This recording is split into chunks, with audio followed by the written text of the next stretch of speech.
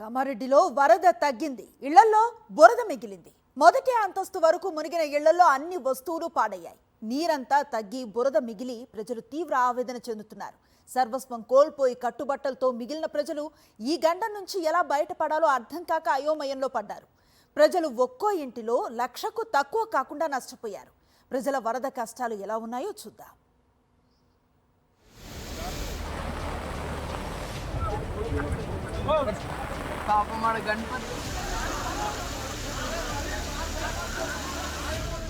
మేఘాలు బద్దలైనట్లుగా ఎన్నడూ కనీ విని ఎరుగని భయంకరమైన వర్షం కామారెడ్డి పట్టణాన్ని నిలువునా ముంచేసింది.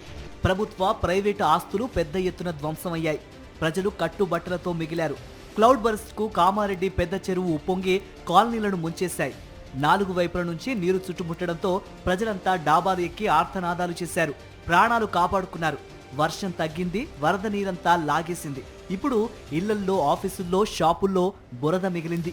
ఇల్లు, దుకాణాలు సర్వం బురదమయంగా మారిపోయాయి. పాడై రిపేరుకిచ్చిన వాహనాలు పూర్తిగా వరదల్లో ధ్వంసమయ్యాయి.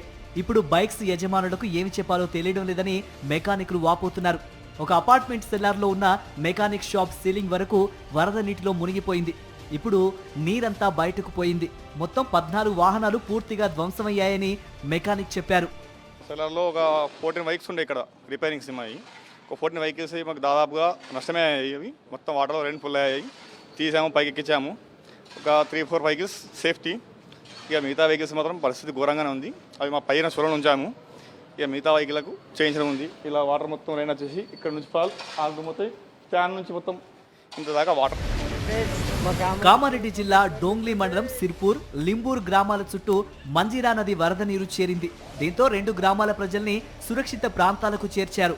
గ్రామాల్లో పొలాలన్నీ మునిగి రైతులు తీవ్రంగా నష్టపోయారు. సదాశివనగర్ మండలం నుంచి బికనూరు వరకు సుమారు 10 కిలోమీటర్ల మేర ట్రాఫిక్ జామ్ అయింది. నేషనల్ హైవే తెగిపోవడంతో రోడ్డుకు మరమ్మతులు చేస్తుండటంతో వాహనాలు నెమ్మదిగా వెళుతున్నాయి.